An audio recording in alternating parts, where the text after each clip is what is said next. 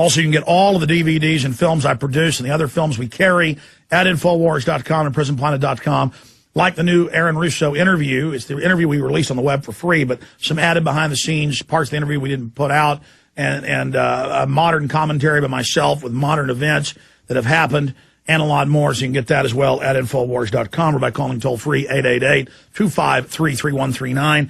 We have also, in closing, started taking the best interviews every month and putting out a new video. And the first edition of this is out with David Icke, Alan Watt, the Austin Police Chief, Joe Rogan, a bunch of other people, 2-hour film in high-quality, digital quality, and a lot more. That is now available, and that is now shipping now at Infowars.com. It is the DVD Arsenal, Volume 1.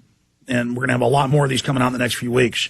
Okay, and then after we're caught up, it'll be every month one comes out. They're going to be coming out every week now for the next few weeks. We got 4 or 5, because we're doing January, February, March, April, doing those first 4 months now. Okay, enough about that. Let's go to our guest joining us from right outside the Bilderberg Conference. He is a London Guardian reporter, and we really do appreciate Mr. Skelton coming on the show today. Charlie Skelton, I heard you had problems again today with the supposed no free speech in the EU. I did. I've had a strange day. I genuinely wanted to have a quiet day, keep my head down, not be arrested, and just write some reports on Bilderberg. It didn't turn out that way, because when I got up, went out of a hotel, I realized instantly I was being followed by plainclothes policemen, and it's been one of the most surreal days of my life. I've never been followed before. I'm probably not by girls, obviously, but not by plainclothes Greek policemen. And anyway, so yeah, I've just gone to the hotel. To the local police station for the second time today in order to complain about this, because I thought I'm going to try and deal with this rationally. I went lunchtime and I said, look, I'm not a threat. I think there's something badly wrong if you're following me around here. You know who I am. You've checked me out. I'm not a terrorist. I'm not about to kill David Rockefeller. I'm nothing. I'm a nobody. Can you call them off? It's just getting annoying. And they were very nice, and they said, yes, yes, yes. And then I didn't see anything for a couple of hours, and just now I suddenly went, oh, here we go. I'm being followed again. And I've been really badly followed again for the last... I've been being followed now. This is weird. I'm on the phone, I'm being followed. It sounds very strange saying that, I'm being followed. But I'm being followed by a plainclothes policeman along the street. Oh, try having 4 of them start punching you and saying, you better stop reporting on this. That's the next level of this, Mr. Skelton. That's happened to me before. Now, let's expand on this. Where are you? Where are the goons? You ought to just pull over and walk over and talk to them. Or they'll probably drive past you. I would pull over, or if you're not in a car, stop. Act like you're afraid, because they get off on that. Then they'll start coming up closer, get photos, and run up and talk to them with the phone. That's the way I would do this. Well, I've had a few conversations with them, and, I had one about 20 minutes ago with a guy where and I hate to say this about a police force of which I don't have much experience, but they don't seem very good. I mean, I'm nothing. I don't really. My experience of trying to avoid. No. Tyranny's always run by guys that. No. I mean, they're guys that always. It's a mix in Soviet Russia, Communist China, Nazi Germany, East Germany, of people that look like they're 14 years old, as I've seen the photos, with pot-bellied thugs.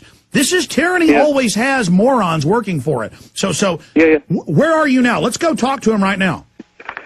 You were saying you were. I can't. They've gone now. There was a guy on a motorcycle. He's circled off. I headed towards him. He's circled off. So he'll be replaced in a minute. It's perfectly unbelievable.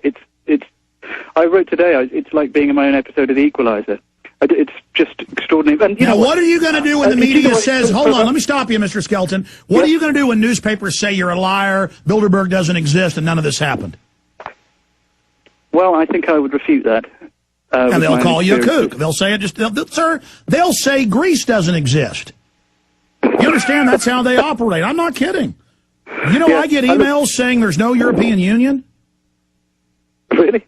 Oh, yeah. These people... Limbaugh says that the CFR doesn't exist. Oh, my goodness. Anyways, I'm going to shut up, Mr. Skelton. You're on with us. Tell us what it's been like today. You say you've talked to him. Please continue. Well, I I was just going to say that for about sort of 15, 20 minutes, it was very exciting. I've got to confess, it was very exciting. I was being followed along. I managed to double back through a cafe. I managed to make my tail. I managed to talk to them, make them admit they were policemen. I took their photograph. They didn't like that. And but hopefully that photograph's been published now on the Guardian website. No, that's the spirit. That's the spirit. But, and then it was great. And then I went to the... great, it wasn't great, obviously, I was being followed.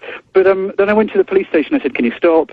They were very nice, and they said yes. And do you know what? And now I'm annoyed. I'm furious, and I feel threatened. I feel like I've been criminalized. I'm walking around. To the best of my knowledge, I'm a decent, upstanding citizen, and I've been criminalized by the presence of Bilderberg here.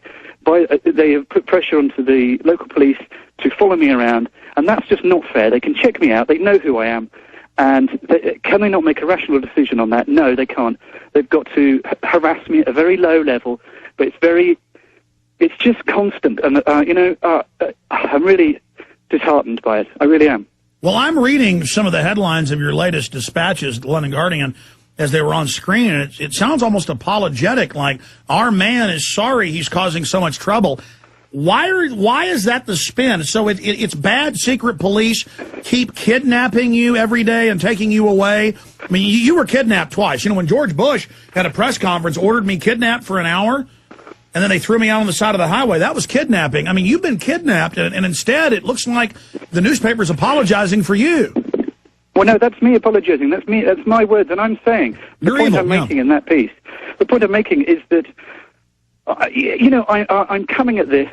Obviously, as an English guy, middle class, well brought up by my middle class parents. That won't help you. They know you're evil now. The way I want to deal with this is to be polite, gentlemanly. I want to shake hands and say no hard feelings. Awfully sorry. Can't believe I got you into this. Everyone, isn't it a terrible situation? Sorry, everyone. Oh well, let's have a cup of tea, right? Now that's basically the way I've been trying to handle it. I've been very nice to them. Obviously, I'm still nice.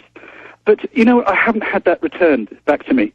And I feel let down by that. And that's me being naive, I know. And I know you'll shout at me now. But I did kind of expect them to play the game in a kind of honourable way and to say, okay, we know who you are. But so we're going to leave you alone. You're not a threat. But well, listen, they're imploding the government by design, Mr. Skelton. DynCorp and Halliburton in the Financial Times of London, BBC, Chicago Tribune run giant child kidnapping rings. The CPS right here in Austin puts bounties out for, what adoption agencies, what type of kids they want, and go out literally scoping kids out in public school and to steal. I mean, Mr. Skelton, the government is completely criminal worldwide. They're not going to be gentlemanly.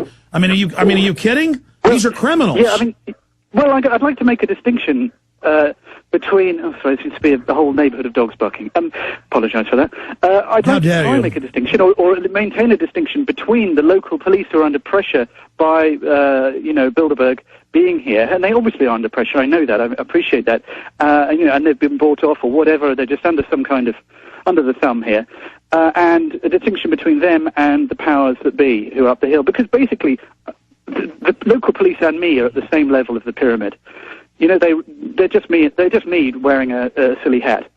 But the people up the hill are at the top of the pyramid, and neither me nor the police have got anything to do with them, really. And unfortunately, these guys playing around with their guns and their motorcycles, following me, thinking it's such a funny game. Isn't this brilliant? We've got him under surveillance. They're playing the big government's game, and they're playing the Bilderberg's game, and that's just infuriating.